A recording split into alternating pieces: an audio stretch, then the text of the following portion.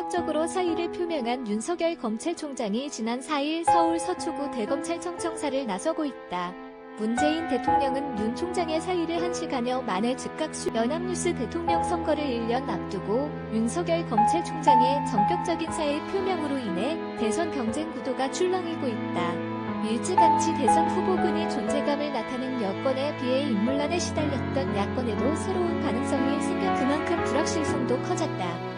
국민의힘 반색하면서도 속내는 복잡 국민의힘은 겉으로는 반색하면서도 속내는 복잡할 수밖에 없는 체제다.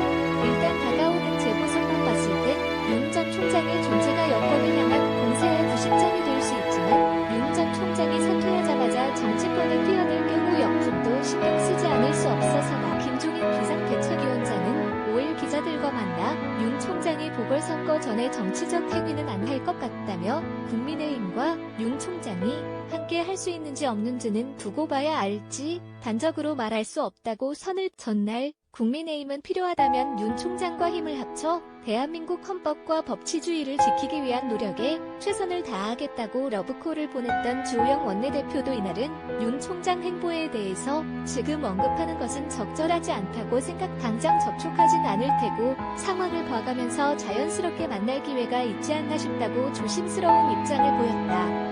서울시장 주자들도 조심스럽긴 마찬가지다. 오세훈 국민의힘 서울시장 후보는 이날 YTN 라디오에서 문재인 정부의 검찰 무력화 과정에 반발하며 사표를 쓰고 나오신 건데 바로 정치 일선을 끌어들이는 분석들이 나오게 되면 그분의 순수한 의도가 오히려 훼손되지 않을까 하는 걱정이 일각에서 정치공학적 분석을 하는 것이 조심스럽다고 말했다. 안철수 국민의당 대표는 윤 총장에게 야권 지지자분들의 많은 기대가 모여있는 만큼 앞으로 정치를 하시든 하시지 않든 정권 교체에 힘을 보태주시는 역할을 하시면 좋겠다는 게 제 희망이라고 말했다. 뚜렷한 대선 주자가 없는 국민의힘으로서는 유력 주자가 생겨난 것에는 환영하면서도 기존 보수 진영 주자들을 압도하는 데 대한 부담도 있다.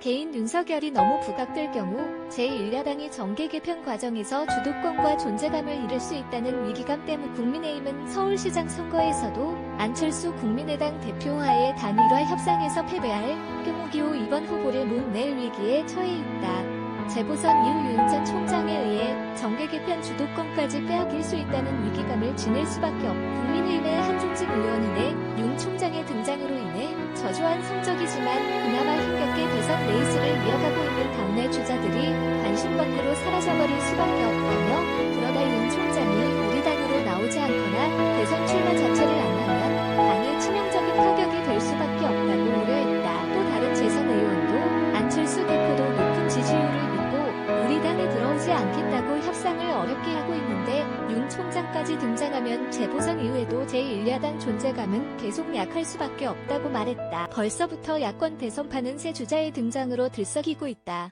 윤 총장이 사퇴를 선언한 날 황교안 전 미래통합당 국민의힘 전신 대표도 정계 복귀를 황 전 대표는 4일 자신의 페이스북에 264 시인의 시광야를 공유하며 나라로부터 큰 혜택을 받은 내가 이렇게 넉놓고 있어서는 안 된다 보잘것없는 힘이지만 무엇인가 해야 한다 264 선생 같은 주인은 아닐지라도 작은 힘이지만 보태야겠다는 생각을 했다고 적었 일찌감치 대선 출마를 시사한 홍준표, 유승민, 원희룡 등 야권 주자들도 일제히 활용한다는 입장을 내놨지만 윤 총장과 경쟁하며 존재감을 부각해야 하는 처지에 놓인 국민의힘 관계자는 여권만 관심받던 대선판에 야권 주자가 관심을 받는 것만으로도 전체 파일을 키우는 반가운 일이라면서도 윤석열만 장룡 입지를 다질 경우 안 그래도 재보선이 다가오면서 관심을 못 받는 당내 후보들이 다 사라지게 될지도 모른다는 위기감이 크다고 전했다. 민주당에서 침착하지만 부담감도 윤 전 총장과의 경쟁을 앞두고 여당 내부에서는 정치인 윤석열에는 크게 의미부여를 하지 않는 모습이다. 정태호 민주당 전략기획위원장은 그야말로 찻잔 속의 태풍으로 끝날 거라 본다며 윤 전 총장이 정치적 비전을 가진 사람도 아니고 정당 기반이 있는 사람도 아니다. 이번에 사퇴할 때도 아무런 명분이 없이 나왔다고 지적했다. 정 위원장은 본인이 청문회장에서 수사, 기소 분리에 대해 찬성 입장을 밝히고 무슨 압박이 있어도 검찰총장직을 유지하겠다고 했는데 대권을 위해서 사퇴를 기획한 것이다. 결국 제2의 반기문이 될 가능성이 높다고 평가절하했다. 같은 당 진성준 의원은 윤석열이 정치를 할 수 있을까에 대해서 회의적이라며